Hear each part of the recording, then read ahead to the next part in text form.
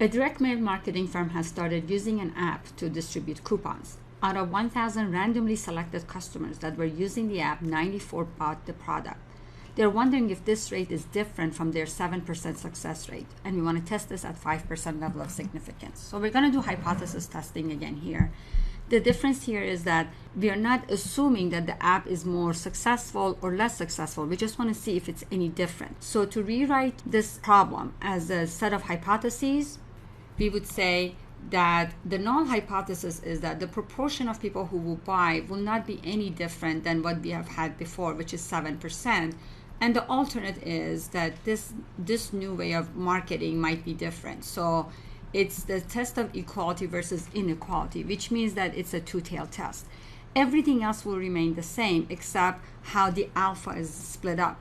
The alpha in this case is going to be split up in both sides of the tail. So we are different if we have more people buying or less people buying. And that 5% that we're talking about is going to be right here. So when we calculate our p-value and we compare it to alpha, we have one of two options, and I will talk about it when I get to it. So one of the things that I want to do is that first of all find out what was the sample proportion here.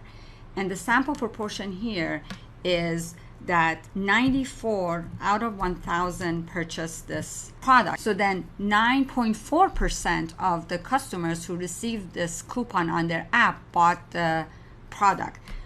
And they want to know if 0.094 is different than that 7%.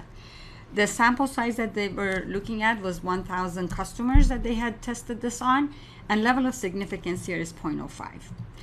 So now we can calculate z, and z will be calculated by taking p hat minus p0 divided by the square root of p0 times 1 minus p0 divided by n. And I'm going to just calculate that right here. So it's equal to parentheses p hat, that's our p hat, minus p0, which is right here, divided by square root of p0, remember this is p0, 07, times 1 minus p0, and the whole thing divided by sample size of 1,000 and close the parentheses, and the z value we get is 2.97. So the hypothesized proportion was 7, but we got a sample that is 9.4%, and that is to the right of the mean, and it would be somewhere here. So in order for me to know what is the p-value, remember the p-value, if I put norm.dist, is going to return everything to the left of it. So in order for me to get what is in the tail, I need to do a 1 minus. So I'm going to say it's equal to 1 minus norm.s.dist, and then take the z value and 1.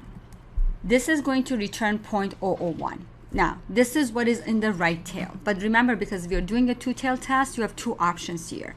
One is you take this value, this p-value, because it's a two-tailed test. 0.001 would be on the right tail, 0.001 would be on the left tail. These are the probability of finding samples that are more than 2.97 standard errors away from the mean of the sampling distribution. So they can be either on the right side or the left side, because we will reject a null hypothesis on either end. So you have two options. One is to take 0.001147 and multiply it by 2 and then compare it to alpha of 0.05, or you can just compare the p-value that you see here with the half of alpha. Either one doesn't make a difference. So to be consistent with my teaching in the PowerPoints, I'm going to say since it's a two-tailed test, the actual p-value that I'm going to use is going to be this multiplied by 2. Since this is less than my significance level of 0.05, I would reject the null hypothesis.